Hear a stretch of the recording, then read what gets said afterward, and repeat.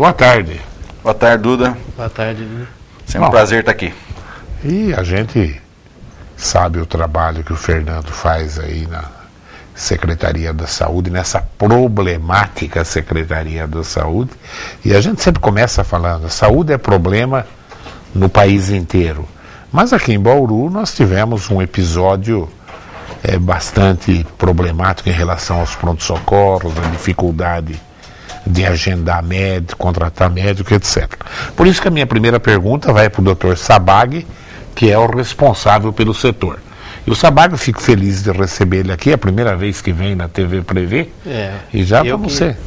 Que estou agradecendo você essa oportunidade de estar aqui e falar com os nossos telespectadores. Você vai ver que sabatina legal que o nosso telespectador faz, sempre perguntas inteligentes, colocações bem dentro da problemática. Doutor Sabag, o acordo com os médicos resolveu os problemas dos pronto-socorros?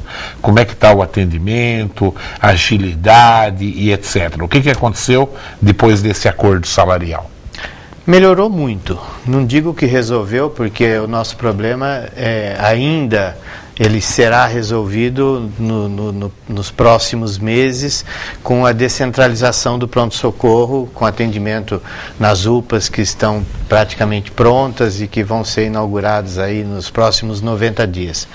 Mas desafogou razoavelmente o pronto-socorro. O pronto-socorro, como todos sabem, tem um problema crônico, digamos assim, de excesso de demanda, principalmente por conta aquele usuário que na realidade não seria para ser atendido no pronto-socorro, teria que atender na rede básica, mas por uma série de fatores, por falta de investimento anteriormente, a rede básica por não dar esse suporte, acabam indo ao pronto-socorro. Então, aquele excesso de consulta não modificou muita coisa, mas desafogou um pouco para o pronto-socorro da Bela Vista. Está mais ágil.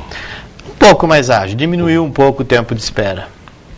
O Fernando, Dr. Sabag falou na inauguração das UPAs. E nas UPAs, nós vamos ter problema para contratar médico nas UPAs? Olha, Duda, nós fizemos esta revisão salarial momentânea, ela resolveu em grande medida os problemas mais agudos que nós temos nesse momento.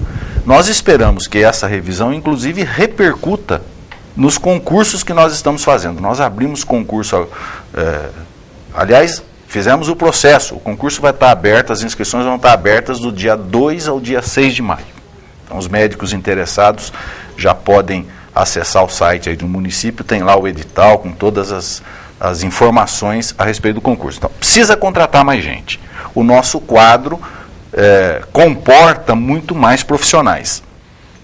E esta modalidade que nós incrementamos, que é a modalidade do plantão, eu vejo que talvez ela ainda seja usada no funcionamento das UPAs. Pelo menos no início do funcionamento das UPAs, talvez a gente tenha uma margem para operar essas unidades com este tipo de situação.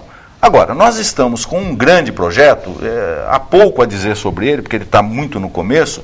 Nós estamos firmemente determinados a implantar aqui na nossa região uma Fundação Regional de Saúde, a ser instituída por todos os municípios da região, pelo menos aqueles que se interessarem. É um organismo público, não é? Público, uma fundação pública, onde você vai ter a participação de todos os municípios, você vai ter controle dos conselhos municipais de saúde, e este é um organismo da administração indireta. Isso dá uma flexibilidade de gestão que nós não temos hoje. Quer dizer, hoje nós fazemos tudo na base da administração direta. Então eu sou muito esperançoso que nós vamos ter um grande sucesso no processo de implantação das UPAs. Por exemplo, do ponto de vista da estrutura, nós já temos todos os processos de compra, de materiais, de equipamentos, elas vão ser muito melhor equipadas do que o pronto-socorro central, por exemplo. Não é? Então nós já fizemos um projeto para que a gente tenha um atendimento adequado dentro delas. E não acredito que a gente vai ter grandes dificuldades com o pessoal, como alguns profetizam. Eu não acredito, acho que a gente vai conseguir fazê-las funcionar adequadamente. Os salários já vai seguir essa nova sistemática, porque nós introduzimos. O que nós fizemos do ponto de vista da política salarial?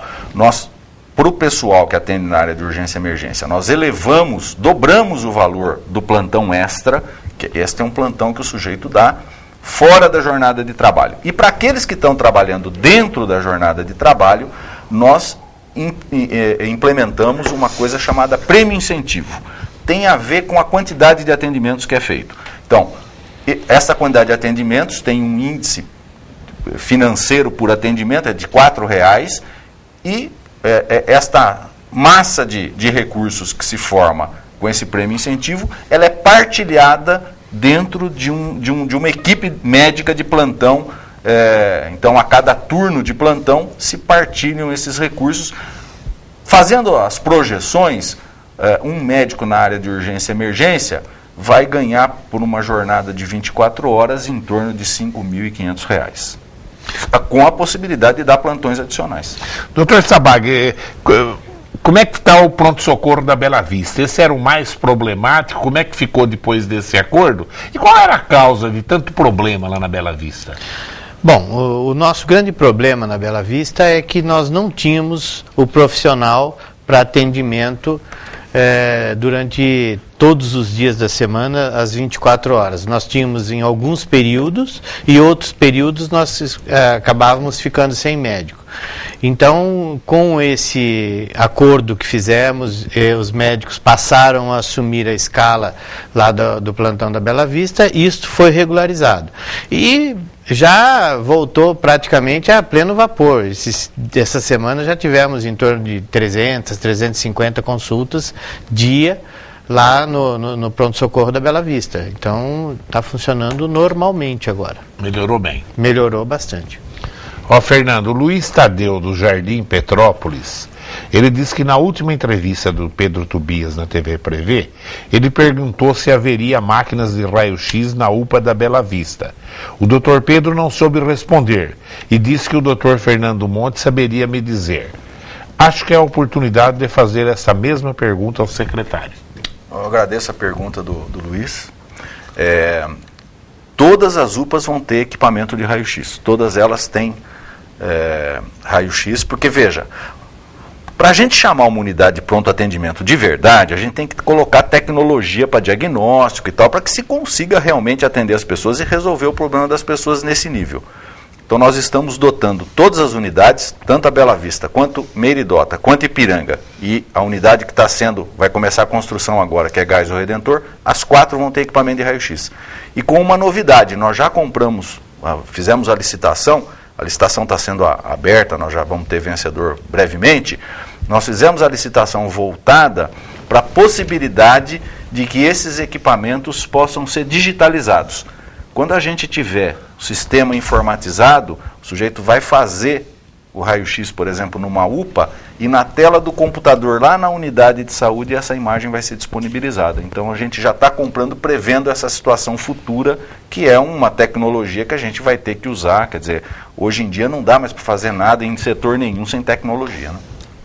Doutor Sabag, e o SAMU? As reclamações de demora de atendimento, como é que está? O que ocorreu com o SAMU é que nós, talvez, menosprezamos um pouco o fato do início da regionalização. Com o início da regionalização, aumentou muito a demanda telefônica do SAMU. Todas as cidades, das 17 cidades que compõem a regionalização, quando diz com 92, cai na nossa central. Nós temos 9 linhas de telefone e só temos 3 atendentes. Então as pessoas às vezes ligam e falam assim, eu ligo no SAMU, ninguém atende, coisa e tal. Mas na realidade não é isso, é que ele não dá ocupado nunca. Ele fica procurando alguém atender. Enquanto uma atendente está atendendo uma pessoa, o telefone fica chamando, até cair a linha. Então nós já estamos providenciando, inclusive, atendimento automático. Já foi feito um concurso para se contratar mais técnicas de regulação, que já está finalizando, já está começando a ser chamado para resolver esse problema e tentar evitar essa demora, principalmente porque as pessoas às vezes reclamam que não consegue falar e quando consegue falar demora para atender, isso e aquilo. Então, ambulância quebrada, isso está mais ou menos solucionado? Não, isso está solucionado. A verdade de ambulância é o seguinte, são equipes. Nós temos contratado pelo Ministério da Saúde 5 equipes de unidades básicas e uma equipe de unidade avançada. Então, nós aproveitamos que o Ministério nos forneceu algumas viaturas novas para fazer a manutenção que não estava sendo feita anteriormente, diga-se de passagem. Existiam viaturas totalmente sucateadas e elas estão sendo feita manutenção agora, todas elas estão passando por manutenção. Então, eventualmente, ligam lá e falam, eu não tenho viatura. Não é que eu não tenho viatura, é que elas estão em atendimento. Mas a equipe mínima está funcionando, que é 5 viaturas básicas e uma unidade avançada. A Paloma da Vila Falcão pergunta para o Dr. Fernando. Gostaria de saber se na cidade de Bauru existe algum programa voltado para a obesidade infantil. Preciso fazer um trabalho sobre o assunto e gostaria de saber com quem eu deveria procurar. Boa tarde, Paloma. Nós não temos um programa bem estabelecido para a obesidade infantil e esta é uma necessidade hoje. Nós vamos ter que avançar para isso. Nós temos na Secretaria tanto programa de saúde da criança quanto programas na área nutricional. Nós temos pessoas que coordenam essas duas áreas. Você pode procurar a Secretaria, pode ligar diretamente no telefone direto lá da Secretaria, 3234-8680, que nós vamos encaminhá-la para conversar com essas pessoas e todo o material disponível que a Secretaria tiver, a gente pode fornecer. Mas um programa bem estabelecido especificamente para controlar a obesidade, infelizmente nós não temos e essa vai ser uma necessidade. Obesidade já é epidemia, Fernando? Pode usar esse termo? Talvez o termo não seja muito aplicável, porque a epidemia vem de um conceito de transmissão, né? Precisa ter transmissão de um para o outro para ter esse conceito. Mas ele é um fenômeno que está se expandindo em proporções correspondentes a uma epidemia. Mas nós, gordos, quando vê os outros comer, dá uma vontade. Mas veja, eu acho que é uma questão que não é só uma questão da quantidade que se come, né? Eu acho que tem uma questão errado, né? Da quantidade que se come, do tipo de alimento que é fornecido. Eu sempre digo isso, olha, há 30 anos atrás, você comia comida feita em casa, quer dizer, hoje, cada vez menos a gente come comida preparada por nós mesmos. Você tem comida industrializada numa quantidade enorme, qualquer coisa que você queira comer de forma industrializada, você pode comer. Então, comer errado é uma coisa importante. E a terceira questão, que é a atividade física, né? Então, as pessoas comiam. Eu sempre conto a história da minha nona, né? A minha nona cozinhava com banha de porco, né? Se a gente fizer isso hoje, está morto. Mas por quê? Porque a minha nona carpia café. Claro. Até os 70 anos de idade. Então, toda aquela caloria que ela comia ali naquele tipo de alimento era gasta no trabalho que ela executava. E todo mundo tem carro, não anda a pé. Então, a indústria alimentícia quer vender alimento preparado, já pronto. Né? A indústria automobilística quer vender carro. Então, nós mudamos o jeito que nós vivemos. É isso que tem esse impacto tão forte, não só na obesidade infantil, mas também na obesidade adulto, que depois vai ter repercussão com diabetes, vai ter repercussão com hipertensão e outras coisas. A ideia que se tem hoje na cidade, nós estamos fazendo isso de uma forma incipiente, mas de se implantar academias ao ar livre, que as pessoas façam atividade física, isso é muito importante. Talvez as unidades de saúde do futuro vão ter que se preocupar não só com atendimento médico, atendimento de enfermagem da equipe de saúde, mas ter lá preparador físico para estimular as pessoas a fazerem atividade física, porque isso contribui na saúde delas. Fernando, o que aconteceu com a dengue em Bauru? Bauru atingiu números, para a nossa região, astronômicas. Ontem eu entrevistei o pessoal de Bariri. O prefeito pediu até desculpa porque tinha 20 casos de dengue em Bariri. E Bariri tem 35 mil habitantes, Bauru dá 12 Bariri. que aconteceu em Bauru? Houve...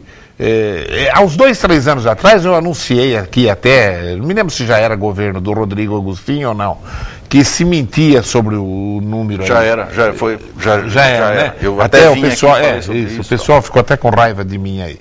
Mas eu sabia que tinha muito mais casos do que parecia. Agora, de repente, esse absurdo de 2.000 casos só perde de Ribeirão Preto, e Ribeirão tem o dobro da população de Bauru. O que aconteceu? Nós bobeamos em Bauru, temos que dar a mão à palmatória. O que aconteceu? Lençóis tinha 2, 3 casos até outro dia, entendeu? O que aconteceu em Bauru, Fernando?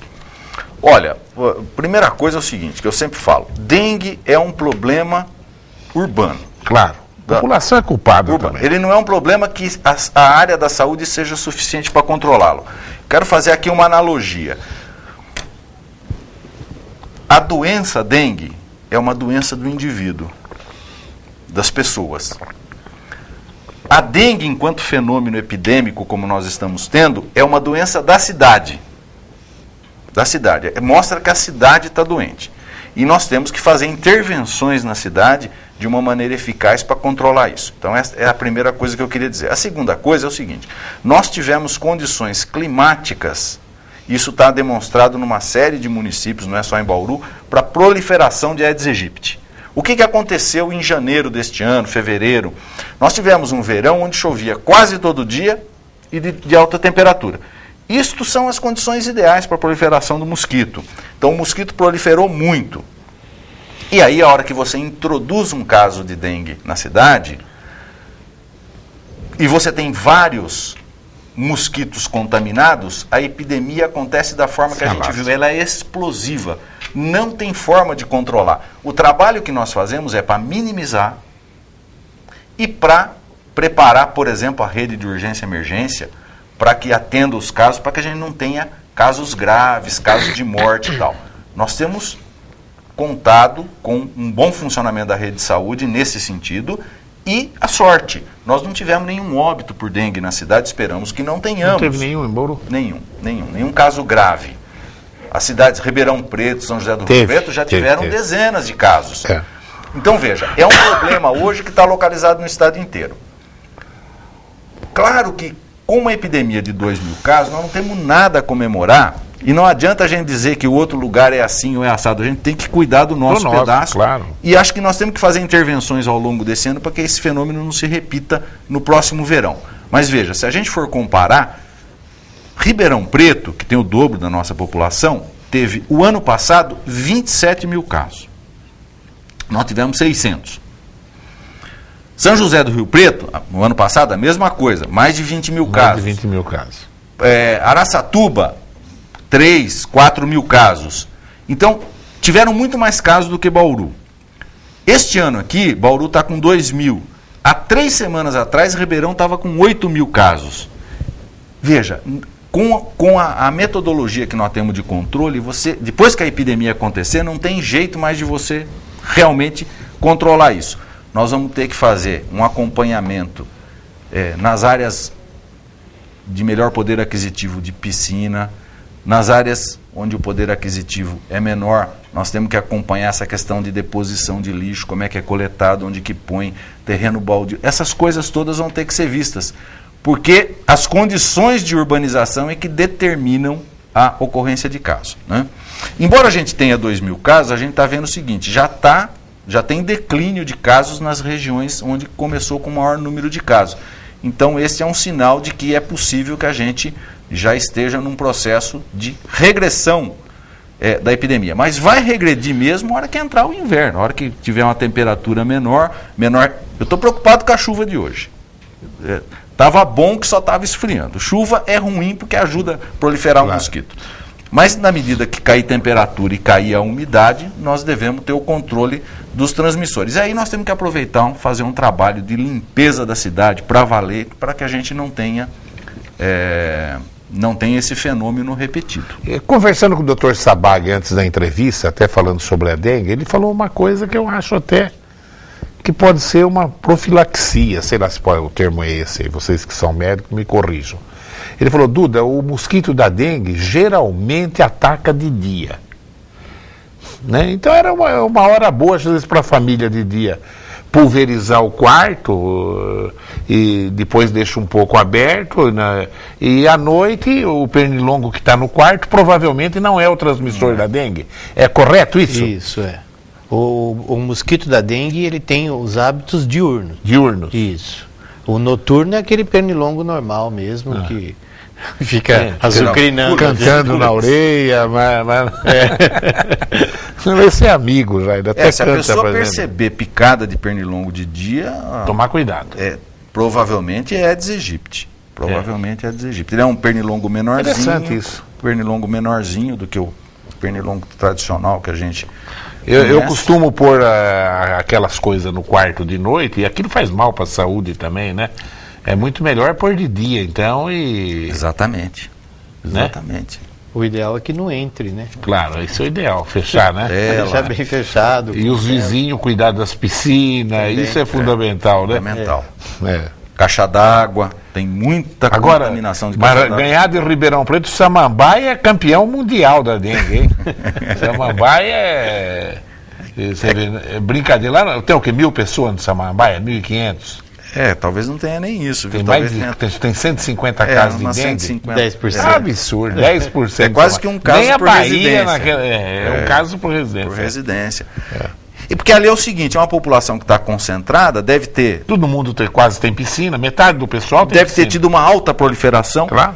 contaminou como é um espaço relativamente pequeno, está dentro do alcance de voo do mosquito, ou seja, você contaminou uma grande quantidade de mosquito ao mesmo tempo e esses mosquitos transmitem para outras pessoas. É um absurdo. O doutor Sabag vai responder essa aqui, ó, do Reginaldo da Vila São Paulo. Boa tarde ao professor e aos convidados. Nos horários que troca o plantão, o atendimento sempre demora demais. Às vezes a gente ouve dizer também que o médico está dormindo. Já perguntaram bastante disso. E quando a gente é atendida, o médico alega não poder fornecer o atestado médico, que é obrigatório por lei, concluindo, para quem que eu reclamo esse tipo de situação? Já que os funcionários são despreparados, sendo que eu nunca vi um secretário ou diretor no local. Eu reclamo para quem? Pode reclamar diretamente lá na diretoria ou no serviço social. Na realidade, o que ocorre na troca de plantão é que eles param o atendimento porque a outra equipe está chegando, eles têm que passar os casos que estão lá atrás, aguardando internação, são casos graves muitas vezes, que tem que ser passado esse plantão. E a equipe que entra, muitas vezes, ela faz uma avaliação antes de começar a atender. Então o atendimento ele é interrompido durante 1 hora, 1h30, às vezes até 2 horas. Não é que eles estão dormindo, eles estão reavaliando as pessoas. Que é natural, né? A parte de trás do pronto-socorro, em que as pessoas que usam só o consultório não conseguem visualizar, elas às vezes têm pacientes gravíssimos lá dentro da unidade que a gente chama de unidade de pacientes graves, no respirador, entubado, pacientes aguardando internação de UTI e tudo mais. Então, os médicos que estão chegando, eles têm que se inteirar dos casos. Por isso que às vezes demora, às vezes não, é constante mesmo essa demora. E aí, se já tem um pequeno atraso de 1 hora, 1h30, no período da tarde acaba virando 3 horas de atraso por conta dessa troca de plantão. O ideal seria que a gente tivesse uma equipe que funcionasse 12 horas todo dia, né? Mas nós já pegamos o funcionamento assim de 6 em 6 e só no turno, que é de 12 horas, então tem esse... Teria o lado negativo disso, muito grande. Mas você pode ir lá no serviço social e na minha sala, que eu estou todo dia no pronto-socorro, na diretoria, só falar, eu quero falar na diretoria, que nunca ninguém pediu ninguém para entrar lá, não. Agora, o maior problema aqui de pronto-socorro foi a centralização que aconteceu no governo anterior, né, Com Dr. certeza. Sabag? Não, eu sei, difícil para vocês falar mal de colega, né? Mas realmente foi uma política equivocada, né? Centralizou demais, e nós acusamos isso aqui o tempo inteiro. Foi o calcanhar de Aquiles desse prefeito tão honesto. Eu gosto demais do Tuga, uma pessoa íntegra, decente, mas pisou na bola em termos de saúde com a centralização. O senhor enxerga assim ou não é bem assim? Não, é que na realidade ele tinha até uma boa intenção, né? Ele estava querendo reformar as unidades que ele fechou. E por conta de uma série de problemas, a reforma parou no meio e não fecha perseguiu. uma reforma... Fechou o Ipiranga e o Meridota ao mesmo tempo e aí absurdo. Virou uma sobrecarga. O Meridota tem uma população maior que Pederneiras. Maior que Pederneiras. É brincadeira. Exato. Meridota é uma cidade. Meridota dá quase 3 Pirajuí, dá 2 Pirajuí e meio. Pois é. Entendeu? Tem que... E o pessoal se deslocar de lá... O grande Pirajuí, hein? Sim, onde está inserido o Bauru, não, grande Pirajuí, né? Não é? Agora, isso vai ser resolvido, Duda, com as UPAs. Por que nós fizemos as UPAs e nós optamos por fazer unidades novas, fora o Meridota, o resto é tudo unidade nova? Porque as obras que estavam em curso, quer dizer, isto que o Dr. Sabag acabou de explicar, a gente tinha a obra de reforma no Ipiranga, no Meridota, além de problemas nos projetos dessas obras, essas obras tinham sido paralisadas, as empreiteiras tinham quebrado, quer dizer, havia um enorme transtorno em retomar isso. Isso fez com que, e a gente entende o lado da população, a população já estava há 1 ano, 2 anos talvez, sem atendimento nessas unidades, tem mais 2 anos agora do governo Rodrigo Agostinho, que foi o tempo para fazer projeto e fazer as obras novas. Felizmente vamos começar a funcionar e nos próximos 90 dias provavelmente as 3 unidades vão estar funcionando. Mas isso demandou tempo, então a gente entende, são 4 anos que a população ficou sem contar com esse serviço, que é importante numa cidade com quase 400 mil habitantes como é Bauru. Uma saúde que já era problemática, né? Já tinha problemas, né? Então, toma uma atitude equivocada. Gilvanete da Vila Independência, ela fala, o secretário falou sobre o raio-x e eu tive uma radiografia marcada há 2 meses e até agora não foi agendada. Secretário, o que eu posso fazer? Eu posso ver o caso dela, né, especificamente, ver o que aconteceu, onde está marcado, como é que foi que isso aconteceu. Eu até queria o e-mail dela para que a gente consiga se comunicar com ela e ver a situação dela. Hoje é assim. Vamos pegar um pouquinho da história da cidade. O que nós fizemos foi que grande parte das coisas especializadas do sistema de saúde, inclusive do pronto-socorro central, aconteciam dentro do hospital de base. Onde ia fazer raio-x? Fazia no hospital de base. Com a crise toda do sistema hospitalar que nós estamos vivendo na cidade, muito disso teve problema de funcionamento. Por isso que nós estamos colocando raio-x nas unidades novas. E assim que as UPAs começarem a funcionar, vamos fazer uma reforma no pronto-socorro. O pronto-socorro vai ser dotado de raio-x, de sala de gesso, de tomografia, porque tem que ter recurso. Claro. Esse recurso tem que estar lá disponível. Nós, muito tempo, fizemos uma simbiose com o hospital de base, que de 1 ano e meio para cá não vem funcionando como a gente gostaria. Talvez isso esteja na causa do atraso do exame que foi mencionado aqui. Mas nós vamos ver o caso especificamente dela. Seria interessante o secretário afirmar, porque a gente já até ouviu alguns comentários na Câmara, por sinal, que abrindo as UPAs vai fechar o pronto-socorro. Nós não vamos fechar o pronto-socorro. Nós vamos reformar, mas não vai ser fechado. Claro. Ele vai continuar atendendo as urgências, que é a grande expertise do pronto-socorro, é atender urgência e emergência. Nós vamos tentar desafogar um pouco aquela frente, aquela consulta para as UPAs. O Pedro Valentim, ele já perguntou isso aqui algumas vezes já. Por que a Secretaria da Saúde de Bauru não pede ajuda para o tiro de guerra no combate ao mosquito? Diz que em outras cidades aí o tiro de guerra prestou uma ajuda excepcional. Pede sim, viu, Pedro? Quer dizer, não é nem a... Bom, primeiro um abraço para o Pedro, que está sempre participando aí do programa. A primeira questão é que pede. Nós fizemos, desde que a gente detectou a agudeza do problema da dengue, nós fizemos, o prefeito convocou uma reunião com todas as secretarias, todos os órgãos do município, e quem faz o contato com o tiro de guerra, já é uma questão protocolar, é a Defesa Civil do município, através do Brito. E o Brito já mencionou na reunião o seguinte, ele falou, olha, vai ser difícil a gente contar com o tiro de guerra nesse momento, por causa do momento, eles estão começando o curso, né? Os atiradores estão começando o curso, em geral eles não têm ainda todos os requisitos para participar desse processo, mas eu tenho certeza que o Brito fez o contato com o tiro de guerra e possivelmente não foi possível por esta razão. E adianto aqui, nós queremos continuar contando com esse recurso, com essa ajuda dos atiradores, e já deixar aqui o agradecimento ao Exército Brasileiro, porque é uma ajuda de muita valia. A Mariana da Vila Cardi, ela quer saber o seguinte, que lá em São Paulo todas as carteiras de vacinação já estão informatizadas. Por que em Bauru não está? Porque depende do sistema de informatização. Eu já disse aqui várias vezes, o sistema vai ser informatizado aqui.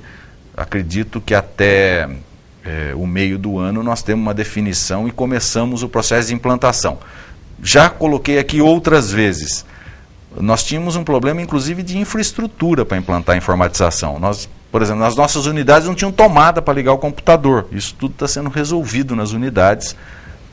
Do ponto de vista de equipamentos, os equipamentos já foram comprados grandes lotes de equipamento na Secretaria, já tem equipamento disponível, foram compradas antenas, conectividade para tudo se interligar. Então, a partir do meio do ano, nós vamos começar o processo de informatização, vai ter carteirinha de vacinação completamente informatizada e disponível em qualquer ponto da rede. O Luiz Cláudio da Vila Falcão, esse descuido da população é incrível, né, Luiz Cláudio? Ele fala que os depósitos de materiais recicláveis não se preocupam com mosquitos e ratos em áreas ambientais, residenciais. Quem fiscaliza? Ele quer saber quem fiscaliza isso. Agora uma piada, criar galinhas nos quintais não é permitido, e a galinha come mosquito e formiga. Não sei se ela vai ser eficaz com o mosquito da dengue, né, com o Aedes aegypti. Com outras coisas até é eficaz mesmo, mas, por exemplo, veja como a coisa, se a gente for olhar do ponto de vista ecológico, como é complicado. Galinha, vamos imaginar que galinha seja eficaz com o mosquito da dengue, mas galinha produz material orgânico. Então hoje nós sabemos que onde tem galinha, tem criação de flebótomo, que é outro mosquito que é o vetor da leishmaniose visceral. Né? Tá vendo? Então, uma coisa altera a outra, tem repercussões em outra, nem todas as soluções podem ser viabilizadas. A respeito do depósito de material reciclável, eu quero dizer o seguinte, quem que fiscaliza isso? Quem fiscaliza isso é a Vigilância Sanitária do município. O nosso problema é o seguinte, que é uma questão também do mundo moderno e é uma questão de urbanização, como eu falei anteriormente. Nós fiscalizamos os depósitos regularizados.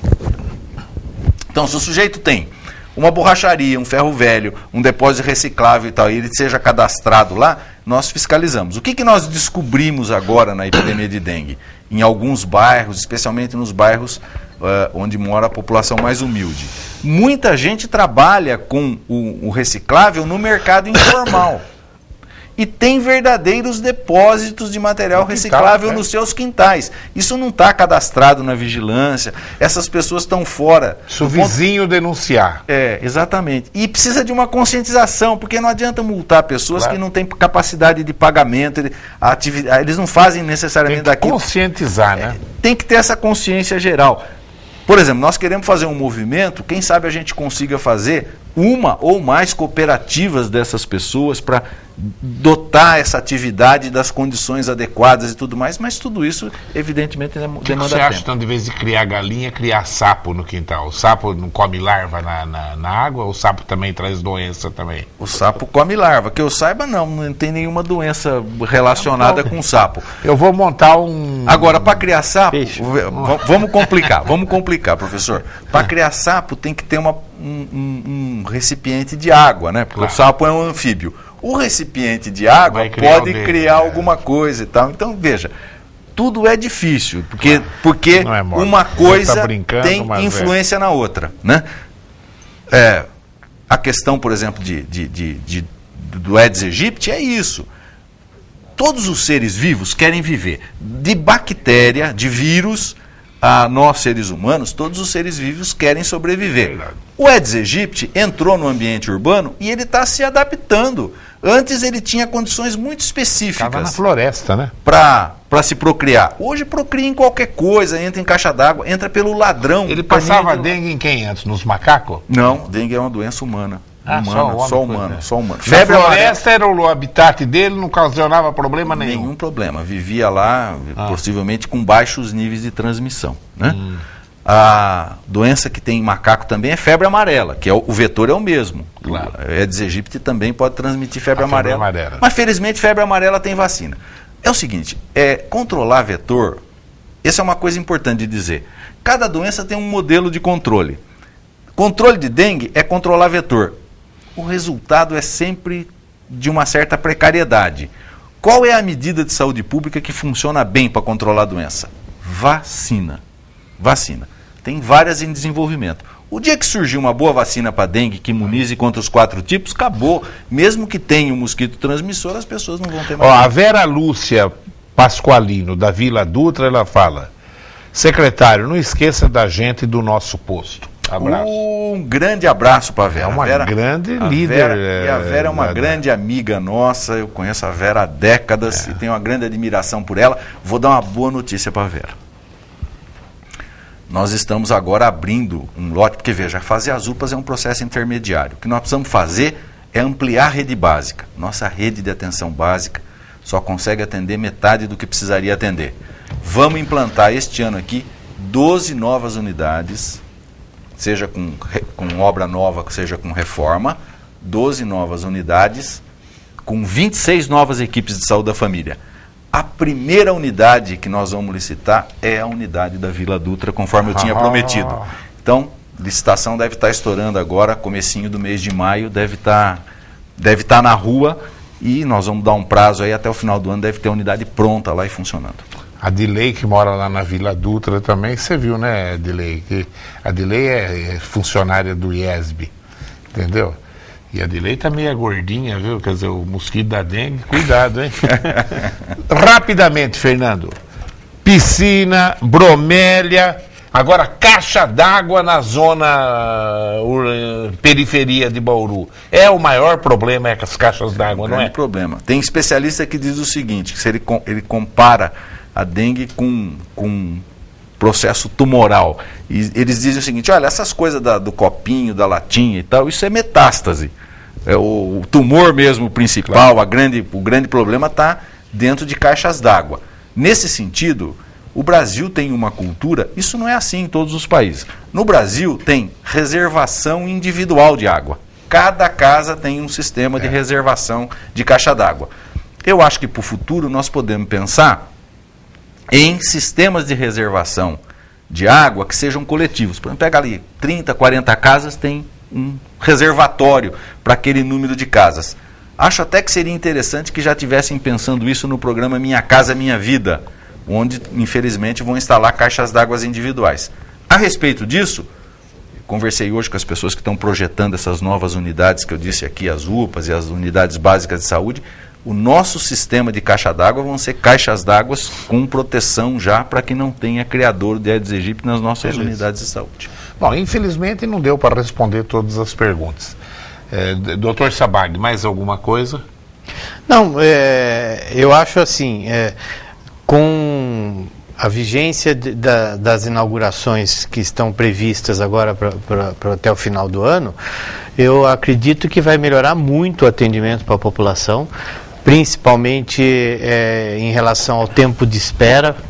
O pronto-socorro vai passar por uma reforma importante para a gente adequar melhor as estruturas, e como o próprio secretário já adiantou, nós vamos ter até tomografia no pronto-socorro, porque é inadmissível a gente ficar dependendo dos outros para conseguir atender o nosso munícipe, né? Então, é uma questão mais de paciência, é duro, é difícil você pedir mais paciência para quem já está aguardando 4 ou 5 anos aí, mas eu acho que está chegando a hora de começar a colher os frutos do investimento todo que o prefeito está fazendo e o secretário aqui, um esforço muito grande para viabilizar todas essas obras. Fernando, mais alguma coisa? Dudu, acho que é isso. A gente conta com a compreensão da população. Acho que o sistema de saúde em Bauru vai ter um grande salto de qualidade. Ainda não deu para perceber, porque são coisas que estão sendo feitas. Nós gastamos esses 2 anos para preparar este salto de qualidade. Mas queria dizer o seguinte, o sistema que nós pegamos, tem um livro editado pelo Davi Capistrano de 1987, o sistema de saúde, as unidades que tem lá são as unidades que nós temos hoje. Então, são 25 anos sem investimento. Se a gente conseguir, neste mandato, e o prefeito Rodrigo Agostinho está muito empenhado nisso, nesses 4 anos, conseguir reformular esse sistema, nós teremos recuperado a falta de investimento de 25 anos. A população de Bauru quase triplicou em 25 anos, 2,5 vezes ela aumentou. Pois é. E aí a gente fica com muita expectativa de que isso vai bem servir a população. A Secretaria tem essa meta. A nossa meta fundamental é o atendimento à população que merece esse atendimento digno. A forma como esse atendimento vai ser dado, existem várias maneiras de fazer, inclusive, estou falando isso por causa das últimas polêmicas que surgiram, né? Mas eu acredito que nós vamos ter um sistema muito melhor a partir do meio deste ano e melhor ainda a partir do final de 2011. Fernando, obrigado pela presença. Professor, muito obrigado, viu? Doutor Sabag, obrigado, viu? Eu que agradeço. Gostou da primeira vez que veio na TV? Com certeza. Então, tá. Muito bom. Fala bem, homem. Não, ele já está ambientado, está preparado. Fala bem. Bom, ó, nós vamos encerrar dia 30, hein? Você concorda, você é a favor de aumentar o número de vereadores em Bauru? Entra no site da TV Prevê, www.tvprev.com.br e dá a sua opinião. Se é a favor, responde sim. Se você é contra, responde não. Por enquanto, só 14,88% é a favor e 85,12% é contra. E você pode dar a sua opinião também. Tem um local lá que você registra a sua opinião para os outros telespectadores lerem. Depois da pesquisa, claro que a TV Prevê vai se posicionar. Antes disso, ela não vai se posicionar para realmente não influenciar na enquete que está fazendo. Eu quero agradecer a sua audiência e continue aí ligado nos horários alternativos da TV Prevê. Domingo, o Palmeiras vai liquidar o Corinthians. Os porcos vão liquidar os gambá. Viu? Pode acreditar nisso aí. Isso é certeza absoluta. Tchau.